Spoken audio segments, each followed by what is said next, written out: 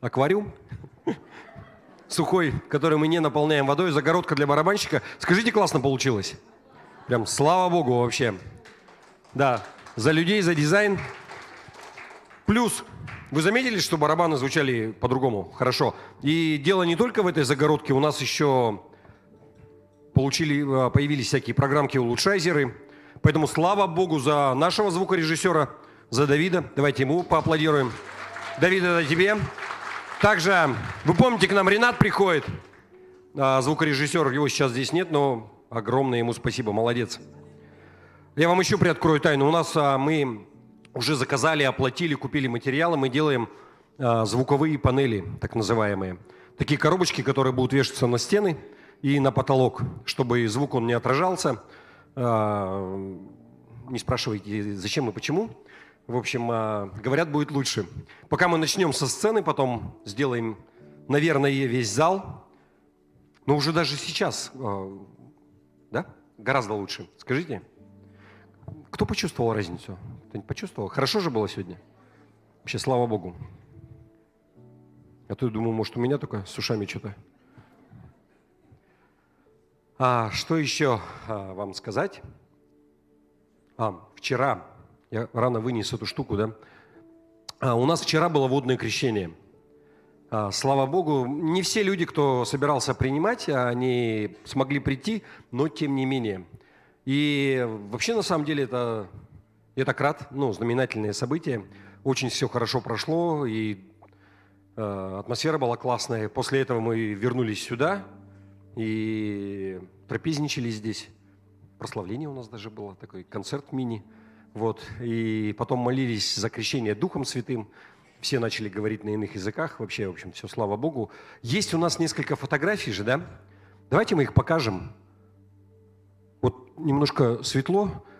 Вот смотрите, это Сара, Давид и Светлана. Вот 4 человека. Да, я сказал Давид 2 раза. Это не имя, это 2 Давида. Да, вот они.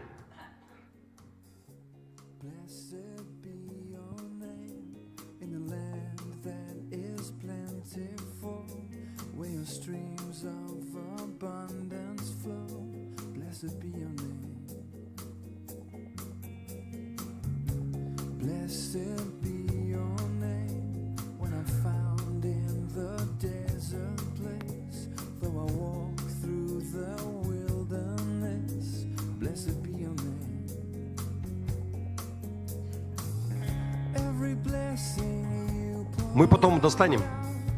Да просто показывают очень долго, на самом деле это все было быстро.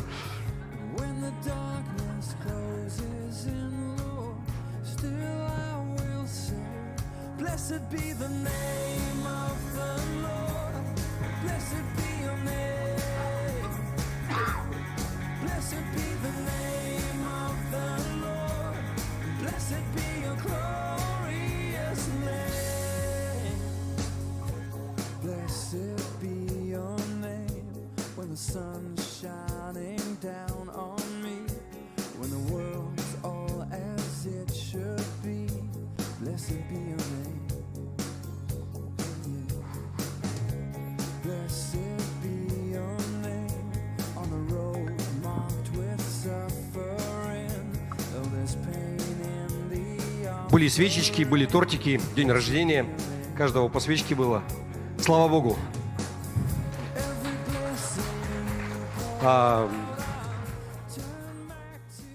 Посмотрел на фотографию, где я рядом с Семеном.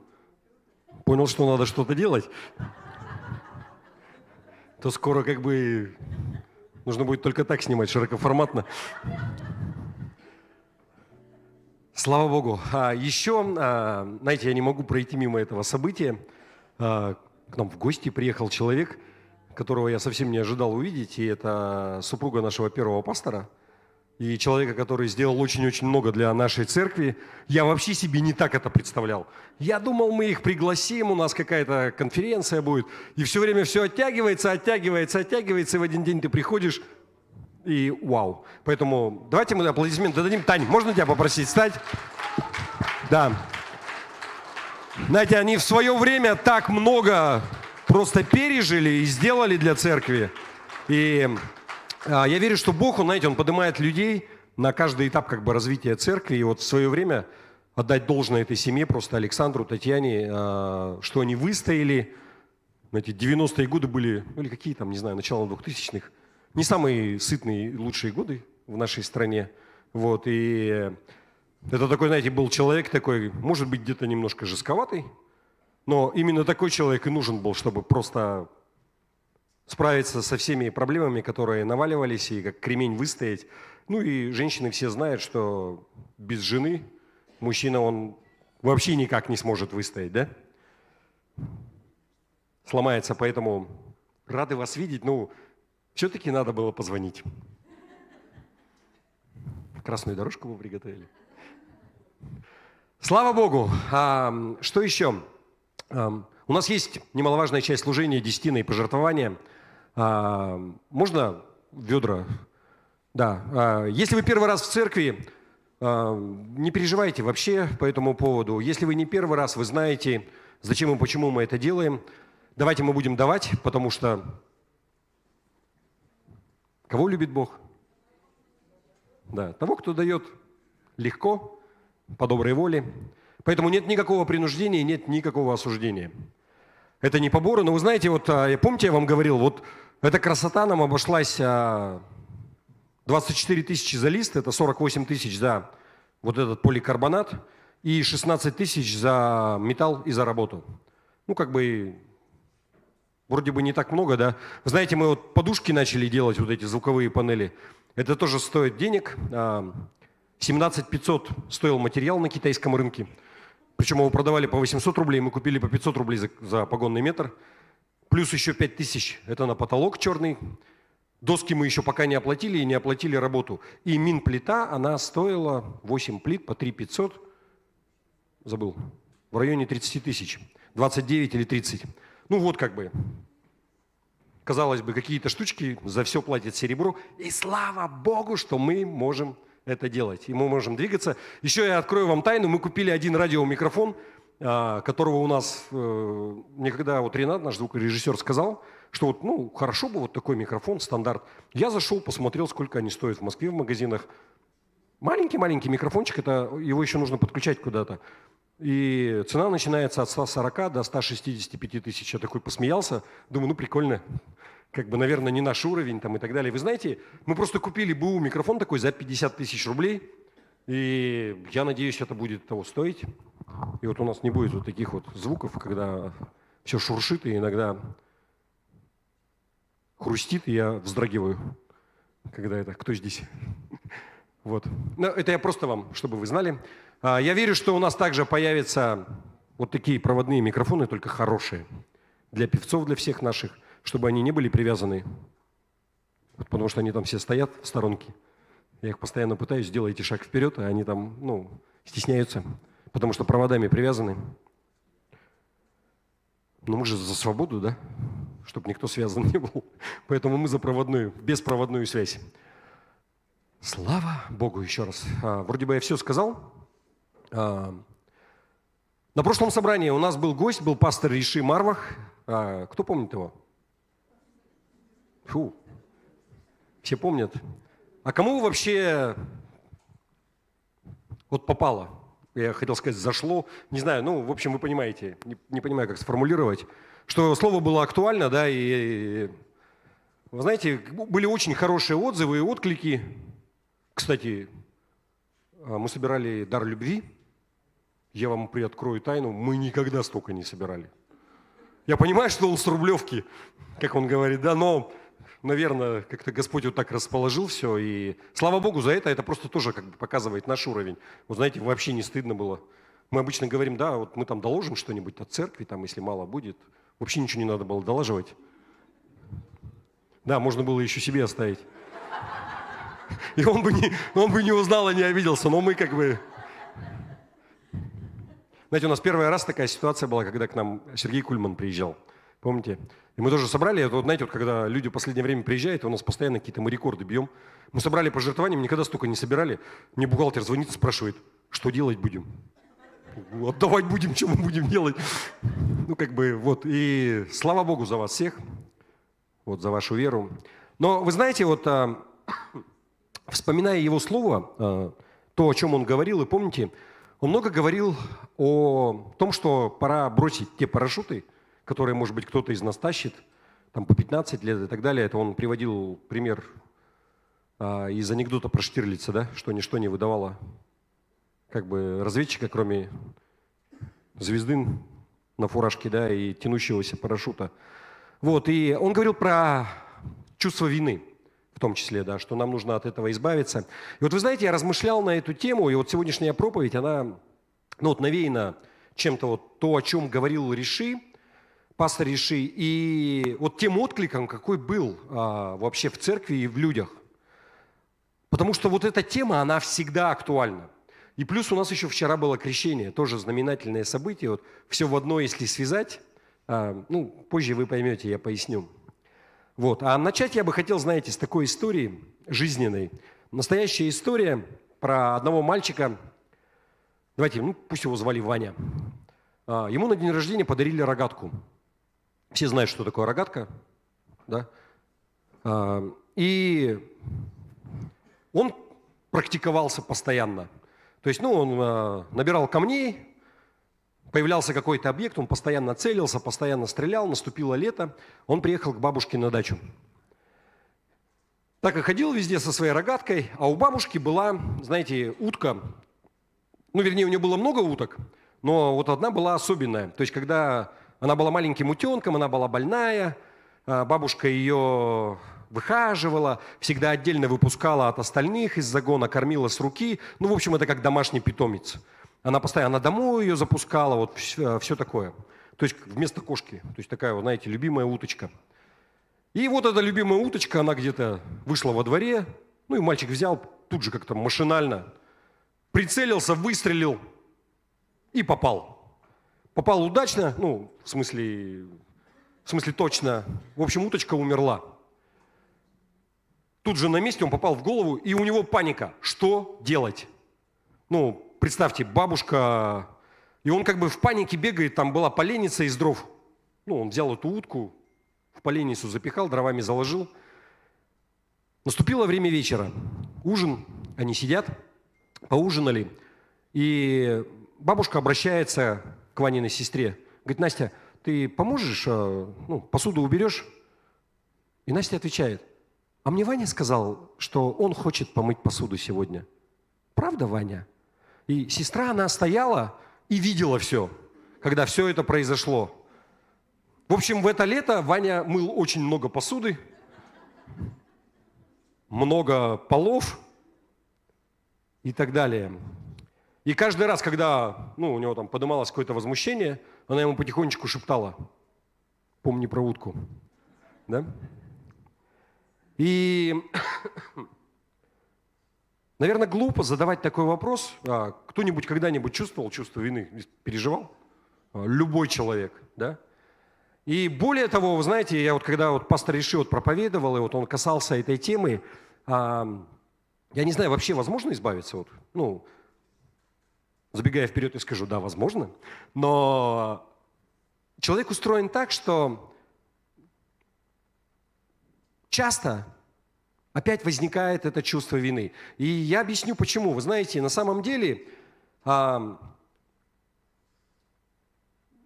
такой вот проповедник Билли Грэм, уже ушел на небеса, очень известный евангелист в Америке, изъездил весь мир, где только не был. И вы знаете, он говорил одну из таких фраз, что куда бы я ни поехал, везде есть чувство вины. Это просто универсальное чувство. Оно во всех народах, и более того, оно, знаете, оно преобладает везде над людьми. Каждый из нас чувствует, что, если так в кавычках, да, у нас у каждого есть своя утка, которую мы когда-то, да, замочили и где-то спрятали. И вы знаете, в чем проблема-то? Не дает совесть жить спокойно. Угрызения какие-то.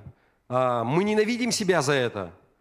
И Библия говорит о том, что сатана он мастер использовать это против нас. Почему? Знаете, есть такое место Писания, не открывайте, в Откровении 12:10. Сатана называется клеветник братьев наших. Он постоянно клевещет, он постоянно использует любой повод для того, чтобы сказать тебе, какой ты плохой, что у тебя все не так. А вот посмотри, опять у тебя ничего не получилось. И на самом деле, ему и много работы-то делать не надо, потому что у него куча материала, с чем можно поработать, чтобы обвинять нас и вот по поводу нашей вины. Более того, да, мы виновны. Римлянам 3:23 написано, что все согрешили и лишены славы Божией. Каждый человек. Да? И как я уже говорил, чувство вины, многие подчеркивали, универсальное чувство. Вы знаете, я смотрел как-то подборку, психиатры, что говорят. Знаете, известные, у нас психиатрия, психиатрия у нас всегда была развита. У нас психотерапия, как-то, не очень была развита. То есть сейчас, в последнее время зато у нас с психологами все нормально стало. Я вообще ничего против психологов не имею. Но зачастую психология, многие проблемы у людей, они имеют духовную подоплеку. А психология, она пытается разобраться часто с духовными проблемами мирским способом. И что получается, она просто прикрывает это, но не разбирается с результатом, с корнем, то, что происходит, что вызвало это. И вы знаете, один известный на Западе психиатр, не буду называть имя, если вы не специалист, вам все равно ничего не скажет, но человек, который опубликовал много трудов, он неверующий абсолютно. В одной из своих книг он написал, что наша наука, что психиатрия, она недооценивает тот эффект, который оказывает на личность человека стыд и какие-то поступки, за которые человек потом чувствует чувство вины. Он говорит, что психиатрия этого недооценивает. И, знаете, его заключение в книге, оно было следующим, что если человек, он не разобрался со своей совестью и со своим чувством вины, есть так множество конфликтов, в которые психиатрия, она не в состоянии помочь. И более того, знаете, у него была такая фраза, он говорил, что если я в процессе терапии помогаю больному освободиться от чувства вины, что у него становится чистая совесть. Вы понимаете, да? Он не чувствует никаких переживаний. Только 75% больных можно на следующий день выписывать. И это практикующий врач с мировым именем. Знаете, я также смотрел просто интересные такие вещи. В начале десятых годов в Канаде проводилось исследование такое. Людям говорили, одним говорили, что представь, вообразите себе, что вы можете избавиться от вины, от чувства стыда путем того, что вы помоете свои руки, что вы смоете это со своих рук. Это была одна исследуемая группа. А вторая группа им просто говорили, пожалуйста, помойте тщательно руки. Вы знаете, какой эффект был? Те люди, которым говорили, что вообразите, что вы можете смыть стыд, чувство вины со своих рук, они в 2 раза тщательнее, то есть дольше, больше мыла, и они тщательнее прямо. Знаете, человек, он прямо чувствует, что ему необходимо смыть это. А те просто пошел, сполоснул, и нормально. Вы знаете, царь Давид в Библии, он описывает подобные переживания следующим образом. Это Псалтырь, Псалом 31, с 3 по 4 стих. Давайте. Здесь он говорит, как раз потом в 5, он поясняет, но здесь именно что... Давайте прочитаем. «Когда я молчал», в том смысле, что у меня было чувство вины, я молчал, я ничего не говорил. Смотрите, «обветшали кости мои, от вседневного стенания моего. Ибо день и ночь тяготела надо мной рука Твоя. Свежесть моя исчезла, как в летнюю засуху. Давид, он испытывал чувство вины, стыд. Вы помните это? Он написал псалом после того, как его обличили, после того, как он убил Урию, и он переспал с его женой, взял ее к себе в жены. Ну, а его, не лично убил, вы знаете историю, да? А подставил в армии, да, и его убили, он погиб. Но вот вина Давида, она заставляла его страдать на физическом уровне. Он говорит, что, смотрите, кости мои обветшали, состарились. Помните, как Риши постоянно переводил местописание, что унылый дух сушит кости. Он говорит, здесь кости, я представляю, бывало такое, знаете, когда тебе так плохо, кости ломит. Дальше, как будто, то есть кости мои обветшались, состарились, ломило их. И свежесть ушла, как будто на нем груз какой-то был, да, как в засуху, не знаю, сила ушла. Почему человек, он испытывает вот подобное? Я думаю, что Давид, он не исключение, многим знакомо это, да? Что когда у тебя чувство вины, и ты ходишь, и ты переживаешь это. Вы знаете, в психиатрии тоже есть такое понятие, как когнитивный диссонанс. Я уже как-то рассказывал, приводил это в примеры. Если простыми словами, вообще на самом деле, что это такое? То есть диссонанс – это конфликт. Когнитивный – это когнитив, да, это разум, это мозг.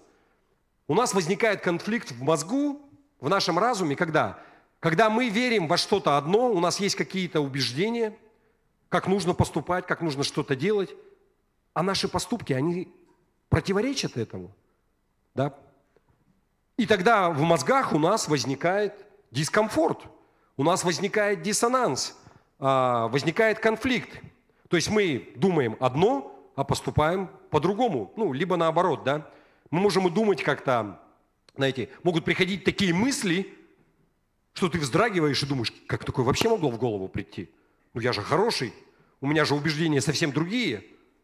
То есть не обязательное действие, да, но возникает какой-то диссонанс, конфликт с нашими убеждениями. То, во что мы верим, что есть правильно и как должно быть. И в соответствии с учением психиатров, то, что они говорят, вы знаете, какие побочные эффекты когнитивного диссонанса? Человек теряет мир в сердце, у него какая-то тяжесть, беспокойство постоянное. Ты можешь даже не отдавать себе отчет, но ты что-то сделал, и тебя изнутри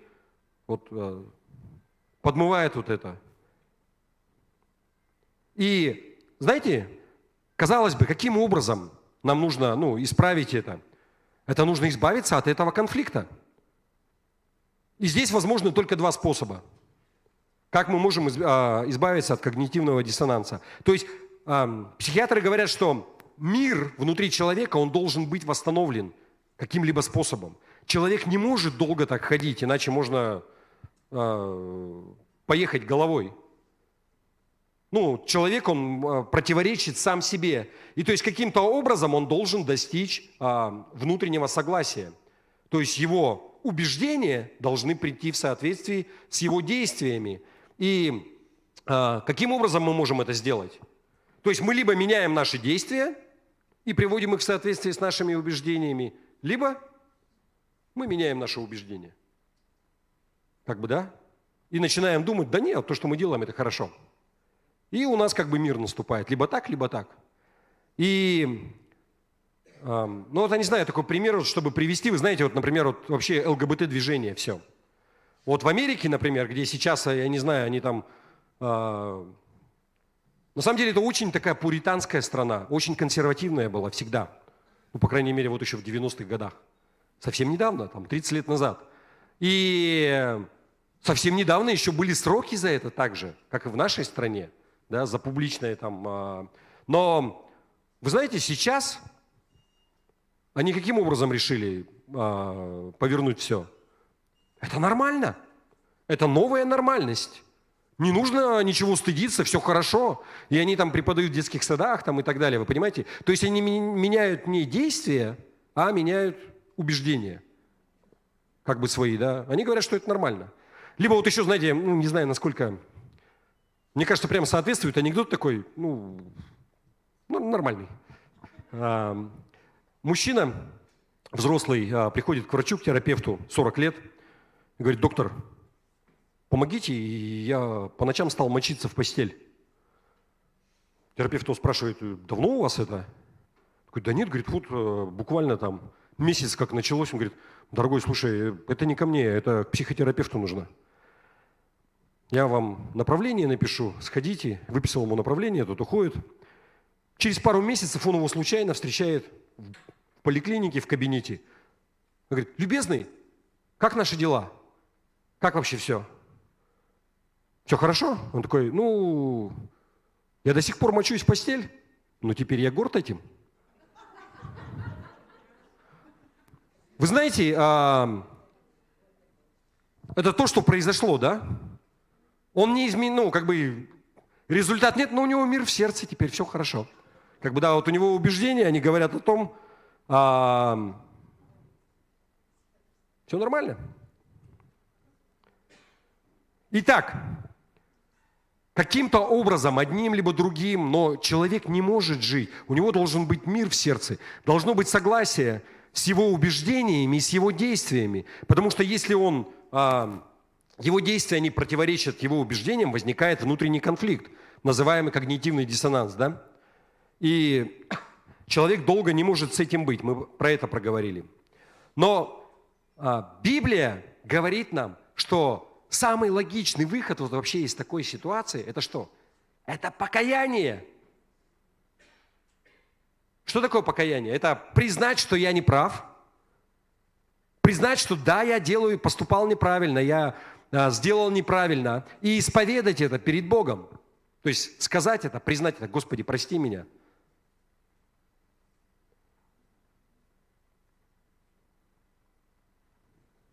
И таким образом мы угождаем Богу. И более того, знаете, все хорошо у человека становится. Мы сейчас коснемся этого дальше. Но вы знаете, что я обнаружил? Для того, чтобы подобным образом поступить, для того, чтобы прийти и покаяться перед Богом или перед людьми, у человека возникает еще один когнитивный диссонанс. Сейчас я поясню. Если ты говоришь, что я поступил неправильно, ты признаешься, что я был неправ. Я удивлен, как многим людям это сложно сделать. Человек, когда, вот это же плохо, все, неправильно, все было неправильно. Так пойди извинись. Чего это я буду извиняться? Чего я там пойду куда-то? Знаете, для многих людей очень сложно публично признать тот факт, или пред Богом, что я был неправ. У меня пример просто есть человека в церкви. Человек давно в церкви, там много это, и откровенно был неправ в каких-то ситуациях. Не буду пояснять, чтобы никто не догадался, кто это. И мы лично встречались, и говорю: тебе нужно измениться. Не измениться, а пойти извиниться перед людьми, кого ты обидел. И он все соглашается, что да, я не прав был, да, когда иди извинись, и все.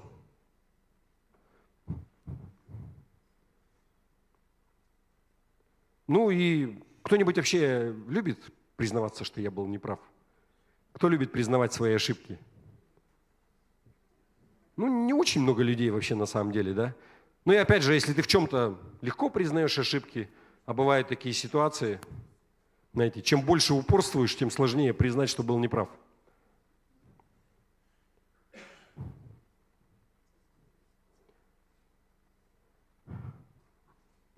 На самом деле, знаете, есть такая наука политология. И политологи, они вывели такую универсальную формулу, в том числе для политиков.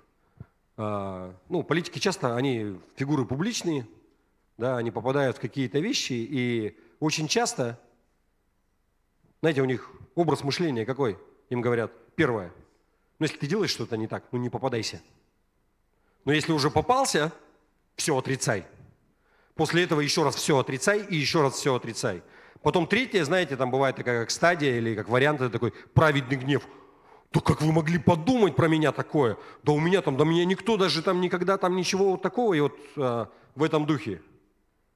Четвертое это все прикрывай, там ничего не было. А когда уже тебя приперли, если там совсем все это, ну, минимизируй. Вот эффект, знаете, как люди начинают что делать? Да, я был неправ. Но вы посмотрите на остальных, они еще хуже. Они-то что делают? Я воровал, да, но это что там, это же мелочи какие-то. Самосвалами, а они вагонами вывозят. И последний, знаете, это то, что вообще универсальная такая вещь, наверное, для многих людей, это когда человек, он пытается перенаправить вот на кого-то еще, знаете, отразить ответственность за свои ошибки, перенаправить вину и ответственность. И то есть не только политики так делают, но так часто, знаете, да, я ошибся, но это не моя вина. Ну, грубо говоря. И на самом деле это все старо, я не знаю, как мир. Знаете, я как-то смотрел на YouTube видео, где вот сейчас современные веяния, и женщина, она вот размышляет на тему вины на Западе. И она приходит к такому выводу, что вообще чувство вины – это плохо. И она говорит, что на самом деле, когда мы рождаемся, мы чувствуем, мы дети, и у нас нет никакого чувства вины. И мы пробуем этот мир на прочность. И мы делаем одно, делаем другое, но наша мама и папа, они начинают нам говорить: ай-яй-яй, ты вот сделал неправильно, там, или плохой мальчик, или плохая девочка, или там что-то такое. И мы вырастаем, и у нас есть вот как бы чувство вины. А родители наши поступают так, потому что им бабушка и дедушка, их родители так говорили. А те так, потому что это прабабушка и прадедушка. И, в общем, она приходит к такому, знаете, заключению, что вот если бы не наши родители, наши предки, все бы хорошо вообще было. Никакого бы чувства вины бы не было и так далее. Но, знаете, я читал одного христианского автора, он говорит, что чувство вины – это хорошая вещь. В каком смысле? Он подводит такой ракурс, что вот представьте, если человек, он не испытывает никаких угрызений совести, когда он причиняет боль другим, что-то ненормально с этим человеком. Да? Если дети, они там, кошку бензином постоянно обливают, и им весело, и они считают, что это нормально, это ненормально. Если взрослые, там, я не знаю, они участвовали, там, не знаю, в изнасиловании или там в избиении кого-то, им весело от этого, они потом вспоминают, и нет никаких угрызений совести по этому поводу, что-то не так с их вообще личностью, с их человечностью, что-то не так с их духом, вы понимаете? И проблема в том, что на самом деле не требуется так много повторений какого-то действия, когда ты сделал что-то плохое, у тебя нет никаких угрызений совести, и ты потом делаешь еще раз и еще раз, например. Не так много раз нужно это повторить, чтобы твоя совесть, она была просто превратилась в камень. Вот говорят, что человек там с каменным сердцем, там, или, знаете, вообще, или там нет сердца. Поэтому вот автор этой книги, он говорит, что вина в этом смысле – это хорошая вещь. Вы знаете, это как вот на машинах, если кто ездит, иногда загорается лампочка такая вот, там желтая, на ней мотор изображен. Либо у кого-то пишется там check engine, проверьте двигатель. И на самом деле причин куча может быть. Но вот эта лампочка, она говорит, что есть какая-то неисправность, нужно обратить на нее внимание. Вот с чувством вины, вот совести, это то же самое. Знаете, вот она загорелась, что-то не так. И нужно с этим что-то делать, потому что если ты не будешь делать ничего, это может привести вот прямо к поломке. То есть у тебя либо станет каменное сердце, совесть совсем потеряешь. Потому что каким образом люди часто поступают? Знаете, вот у меня даже про свою машину не буду. Знаете, вот, например, человек ездит, например, простой пример, это вот если ты не пристегиваешься и начинает пищать эта штучка, да? Что нужно сделать? Ну, пристегнуться, да, это первый вариант. А часто как делают? Есть куча приспособлений. Либо сделать заглушечку, воткнул туда, чтобы она не пищала и можно не пристегиваться. Либо что можно сделать? Проводочек оторвать от динамика, и все хорошо будет, и он вообще никогда пищать не будет. Сигнал идет там и так далее. Или вот эта вот надпись, если она тебя раздражает, check engine, я у одного человека видел, он взял просто черную изоленту, наклеил. Нормально.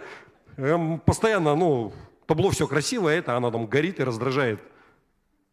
Все, как бы заклеила, она не раздражает. То есть, другими словами, знаете, вот чувство вины – это вот как, ну, такой вот сигнал, предупреждение, что что-то не так, и это нужно исправить. Но вот часто мир, вот знаете, вот то, что мы говорили, вот человек, он приходит к психиатру, еще раз, я за медицину, и за психиатров, и за психотерапевтов, но зачастую, когда проблема, она имеет духовный характер, то, что делают, это вот подобным образом. Проводочек оторвали, сигнала нет, или изоленту наклеили, и лампочка не горит. Всем спасибо, все свободны. Но человек, он ходит, а мира нету все равно потом. Понимаете? И, то есть, что делает этот мир? Он просто прикрывает грех. Вот посмотрите, например, знаете, вот я приводил ситуацию вот с ЛГБТ, например, и все говорят, что да это нормально, когда подростки, они меняют пол. Я не знаю, это вообще, ну, у кого до 11 лет, например, сейчас разрешают операцию, по-моему, с 7-летнего возраста. Как можно ребенку разрешить, ну, в смысле, физическая операция и гормональная терапия? Это меняет жизнь человека вообще полностью.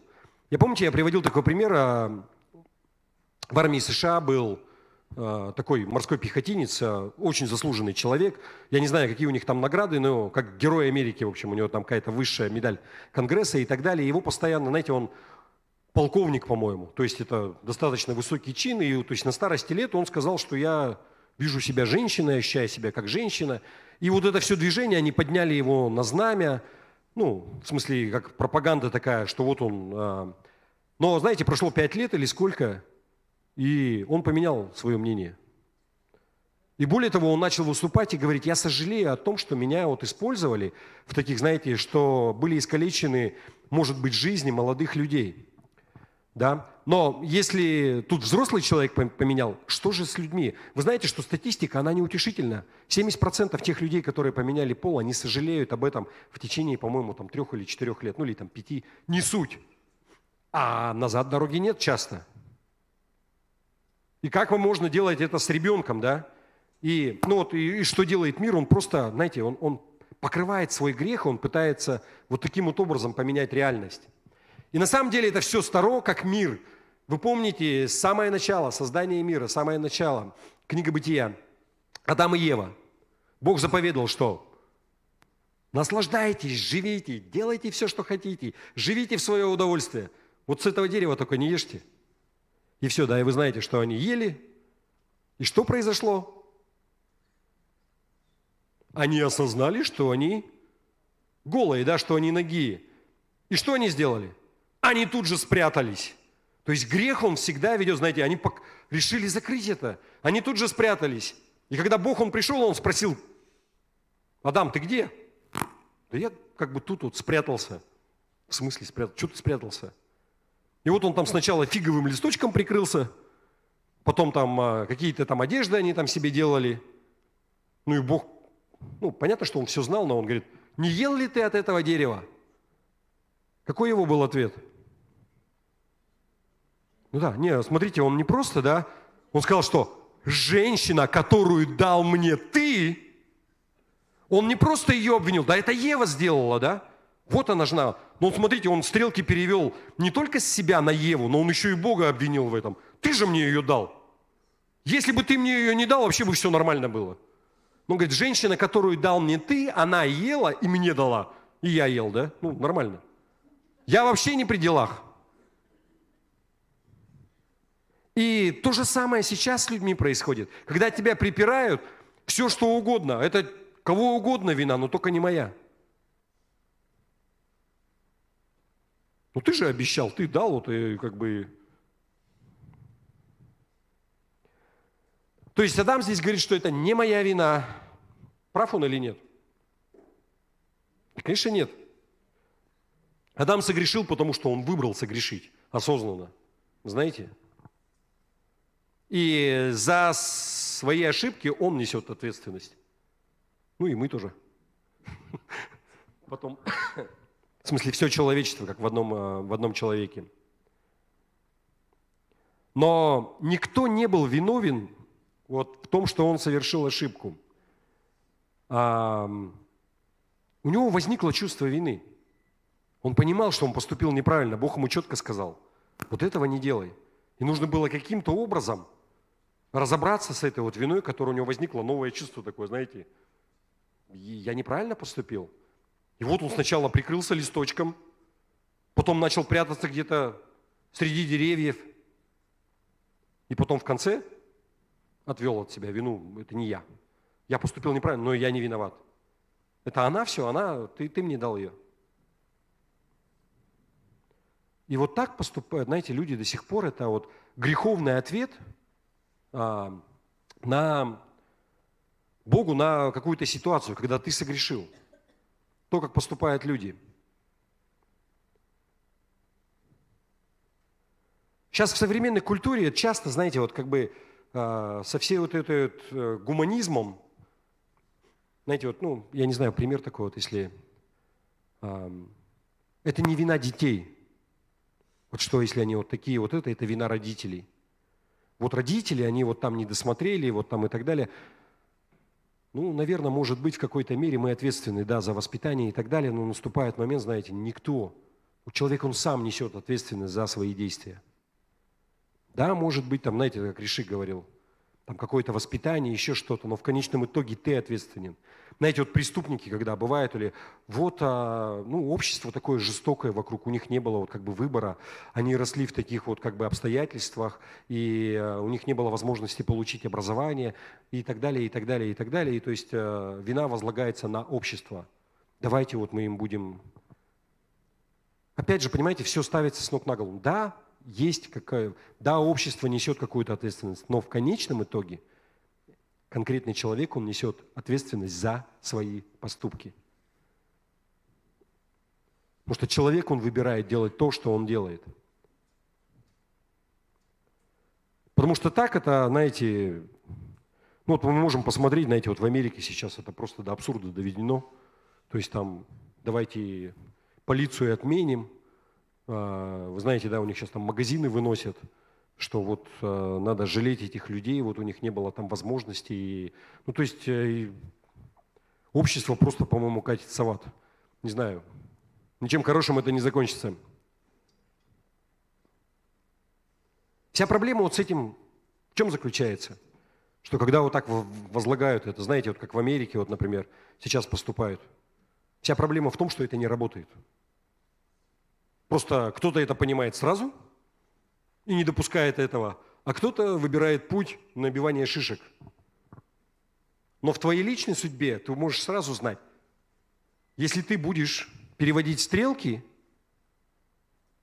это не работает. Ты никогда не избавишься от чувства вины, ты его только прикрываешь, но вот этот диссонанс в тебе, он всегда будет. И ты будешь ходить с унылым духом, который сушит кости. Но смотрите, есть Божий путь, как с этим исправиться. Потому что вообще Бог создал нас, чтобы у нас была совесть, которая нас обличает, как вот эта лампочка, да? И когда мы осознаем это, у нас Бог также показал нам, как с этим справиться. Давайте мы прочитаем еще раз, да? То местописание, которое мы читали, Псалом 31, 3-4 стих.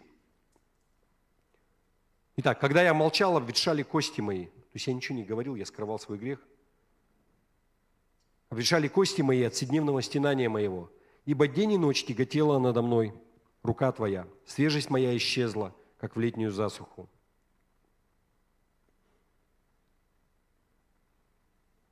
Суть заключается в том, что ты не можешь покрывать свой грех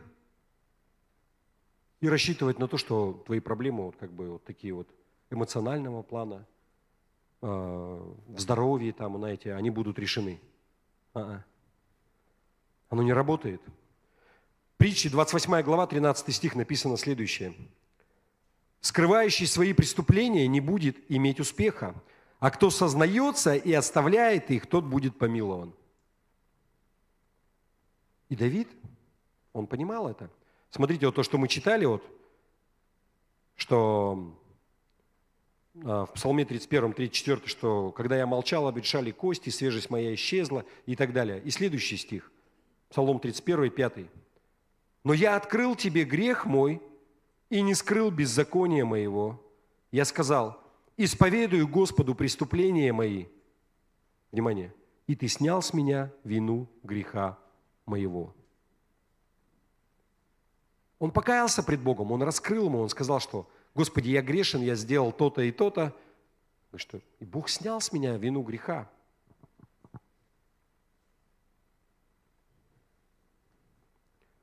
Вы знаете, интересная вещь, я вот также просто проводилось исследование не так давно, это вот там, 10-е годы, перед пандемией на Западе, да.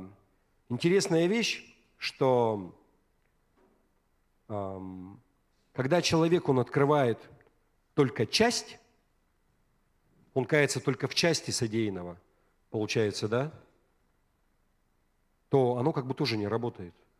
У него до конца освобождения оно не происходит. Еще раз, внимание, это, да, понял, это исследования психиатров неверующих. Они говорят, что только полное покаяние, когда человек, он раскаялся во всем, когда он признался, сознался во всем, оно полностью снимает вину. Оно полностью снимает чувство вины. И это, кстати, в Гарварде проводилось исследование. И о чем это нам говорит? Вы знаете, исповедание грехов, признание, да, это мощный инструмент для того, чтобы избавиться от вины. И более того, знаете, но только если ты говоришь всю правду, если ты раскрываешь все полностью. Если ты где-то там чего-то утаил, оно не работает. И еще также это говорит нам о том, что, знаете, исповедание, оно в этом плане работает как для верующих, так и неверующих. Если неверующий человек, он раскрывается перед человеком, он говорит, знаете, как вот, это как снять с себя вину. Вы помните, я в самом начале рассказывал историю про этого мальчика, утка, рогатка. Знаете, есть продолжение у нее.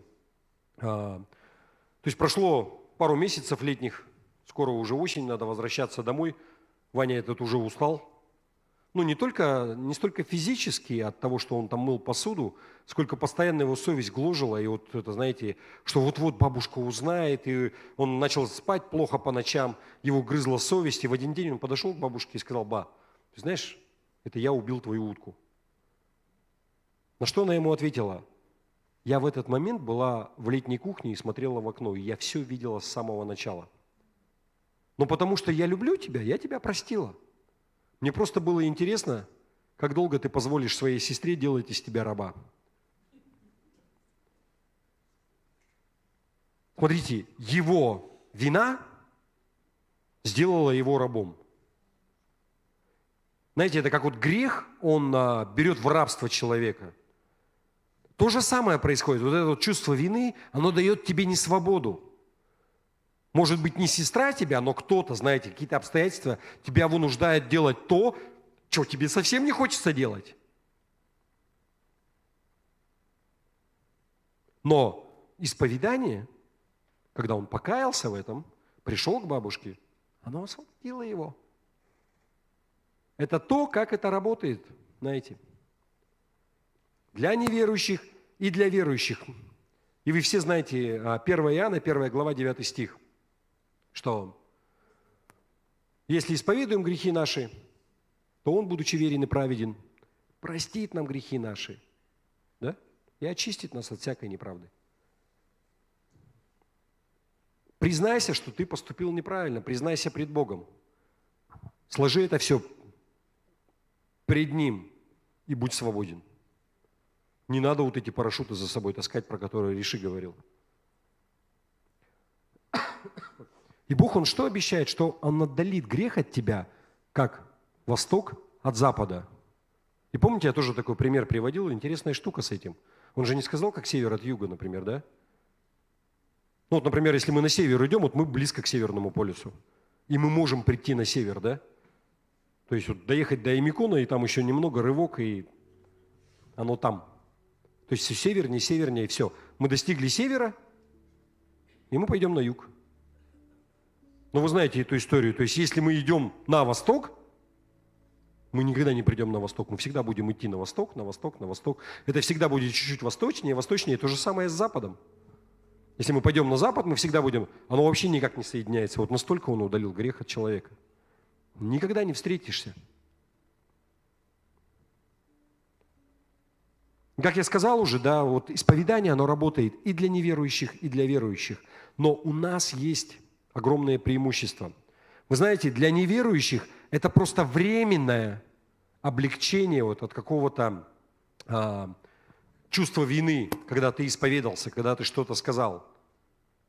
Но мы, как верующие, получаем навсегда, вечное, знаете, через кровь Иисуса Христа. Не своими заслугами, да, но ты исповедался, и все. Забудь уже, если Бог тебя простил, ты-то кто такой, чтобы себя не прощать, как говорил Риши? Не надо вспоминать уже. Римлянам 6 глава, 4-7 стих. Говорится следующее. «Итак, мы погреблись с Ним крещением в смерть, дабы как Христос воскрес из мертвых славою Отца, так и нам ходить, что? В обновленной жизни». Жизнь-то новая. «Ибо если мы соединены с Ним подобием смерти Его, то должны быть соединены и подобием воскресения, зная то, что ветхий наш человек распят с Ним, чтобы упразднено было тело греховное, дабы нам не быть уже рабами греху». Внимание! Нам уже не нужно быть рабами греху. «Ибо умерший освободился от греха». Исповедание, оно удаляет вину и у неверующих, но на какое-то время. Поэтому тебе не нужно жить как неверующему. Потому что часто верующие, они живут как неверующие. Вы понимаете, еще раз. Бог сказал, что Он все сделал, и Он тебя освободил, и если ты исповедуешь, Он тебя простил и забыл. И когда дьявол, он приходит к тебе и начинает опять по новой заводить свою шарманку и напоминать тебе про что-то, за что ты уже давно покаялся, плюнь ему просто в лицо. Бог тебя простил. Поэтому вот тебе точно не надо себя мучить. Если Он тебя простил, ну хорош уже.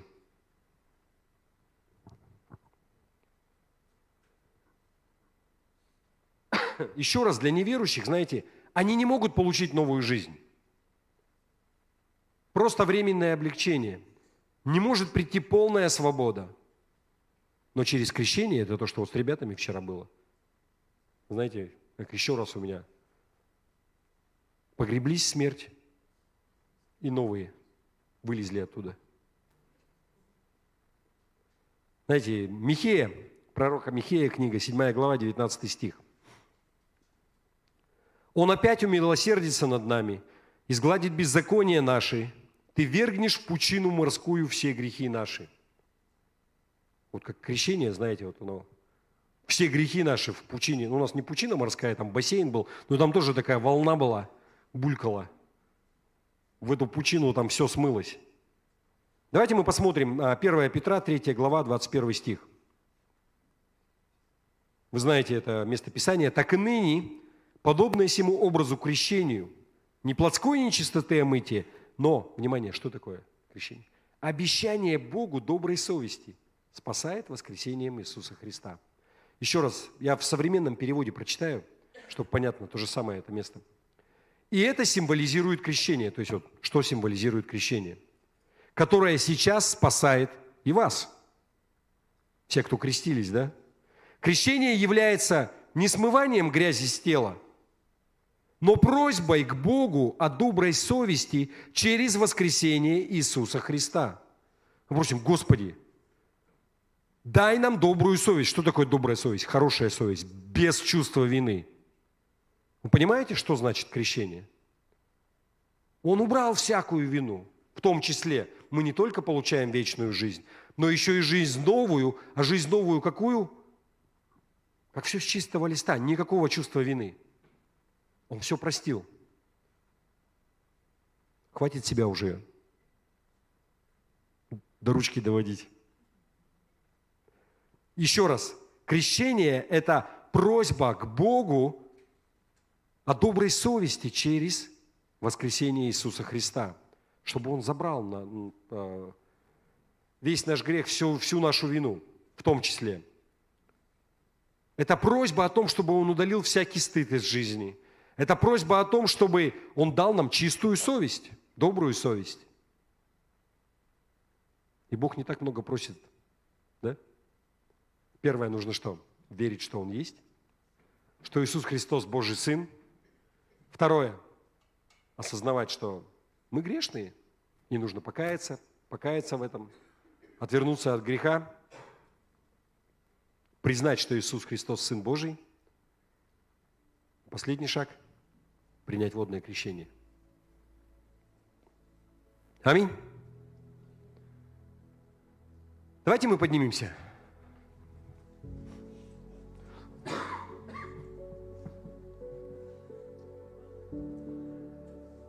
Как говорил пастор Крис, если ты не знаешь, о чем молиться сейчас, я плохо проповедовал. На самом деле я шучу. Если Бог тебе что-то показывает, если у тебя есть что-то в твоем сердце, давайте закроем глаза на какое-то время. Я просто хочу, чтобы те люди, у которых есть какое-то чувство вины, которое было навеяно неважно кем и неважно чем, вы осознали, вы приняли, что уже не нужно тащить за собой этот парашют, но можно жить в свободе. И в свободе жить не потому, что ты такой хороший, и что ты такой классный, хотя ты классный, но потому что есть кто-то, кто уже все сделал для тебя, уже все решил, уже все совершил и уже простил. И этот кто-то, он создатель неба и земли. И если ты не отпускаешь, то ты какую-то вину свою, за которую Бог тебя уже простил, о которой ты уже каялся, то ты тем самым ставишь себя выше Бога. А кто Он такой? Я сам решаю. Хочешь ли ты быть своевольным в своей жизни? Или ты хочешь, чтобы Бог тебя вел? Господь, я прошу Тебя, коснись тех людей, кто еще не получил в этом свободу. И я провозглашаю полную свободу в Иисусе Христе. Свободу от греха, свободу от вины, чистая совесть. Да будет так, Господи. И весь Божий народ сказал: аминь. Можно прославление попросить уже прийти? Мы еще споем, наверное. И пока у нас прославление поднимается, я хочу спросить, если у нас есть люди в зале, вы ни разу не молились молитвы покаяния, вы не просили Бога о прощении, если вы не приняли Его как своего Господа и Спасителя, я могу с вами помолиться. Если есть кто-то, поднимите руку, я помолюсь с вами. Я вообще всех вижу не первый раз. Новых лиц. Выходите сюда, следующий шаг. Я спущусь к вам, не переживайте. Выходите сюда. Если кто-то еще есть, тоже выходите вперед.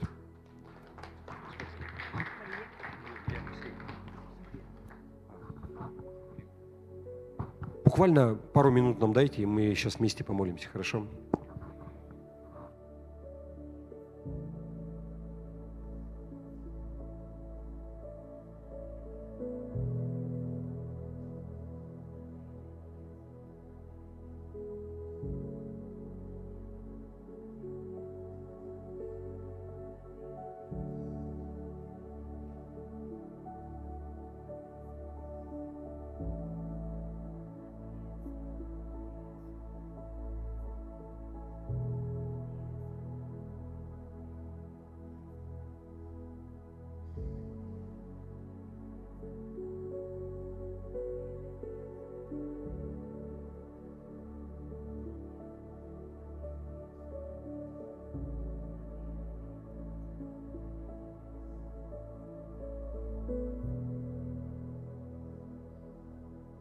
Микрофоны, ага. Давайте закроем глаза. Повторяйте. Отец Небесный, я прихожу к Тебе во имя Твоего Сына, Иисуса Христа. Я признаю, что Иисус Христос Твой Сын, что Он умер и воскрес на 3-й день. Я прошу Тебя, прости меня, прости мне все мои грехи,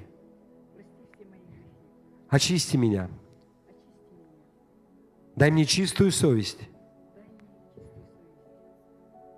не вспомни мне больше все мои грехи. С этого момента будь моим Богом и Отцом. И веди меня дальше по жизни. Во имя Отца, Сына и Святого Духа. Аминь. Аминь.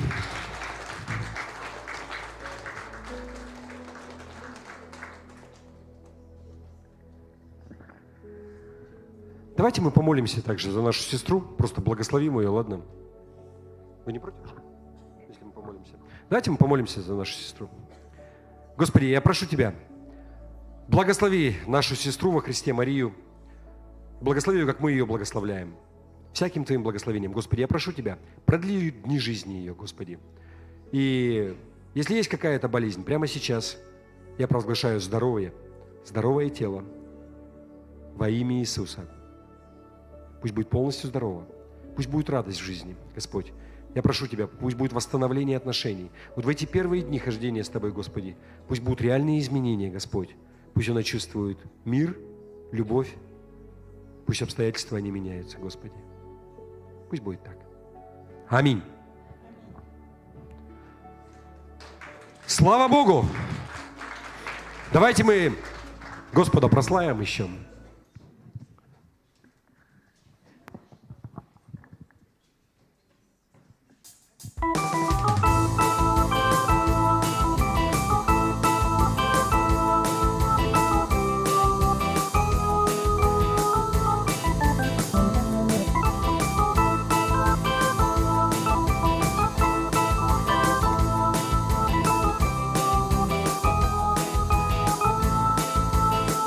Ты меня простил, меня ты искупил,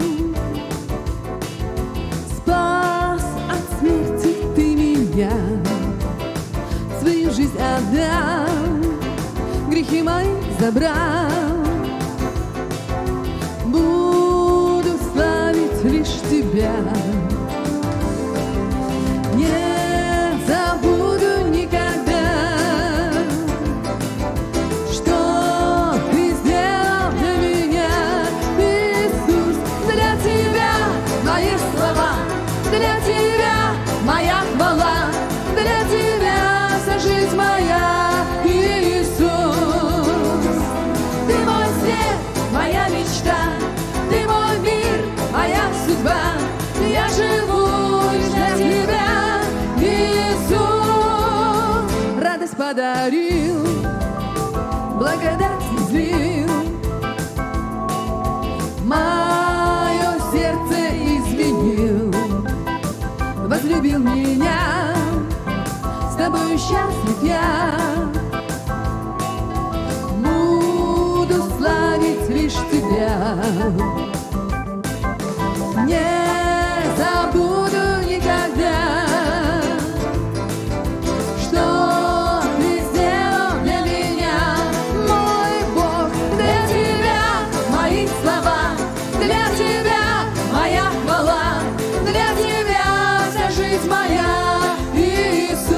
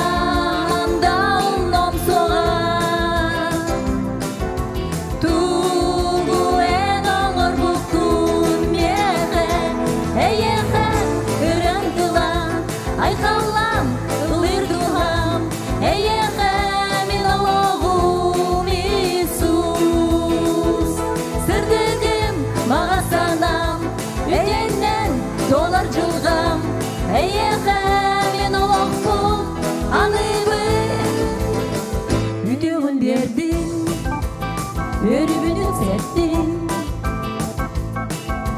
Sürek bin ularıttın Takatın bilgin Taktibine ilgin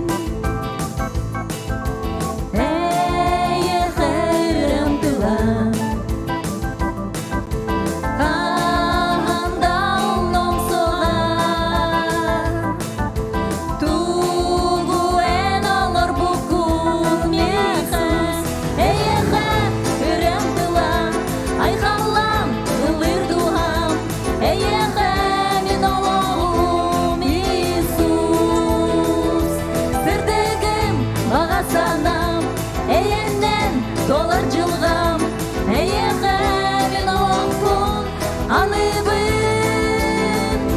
Для тебя мои слова, для тебя моя хвала, для тебя вся жизнь моя, Иисус. Ты мой свет, моя мечта, ты мой мир, моя судьба, я живу лишь для тебя, Иисус. Я живу лишь для тебя, Иисус. Я живу лишь для тебя, Иисус.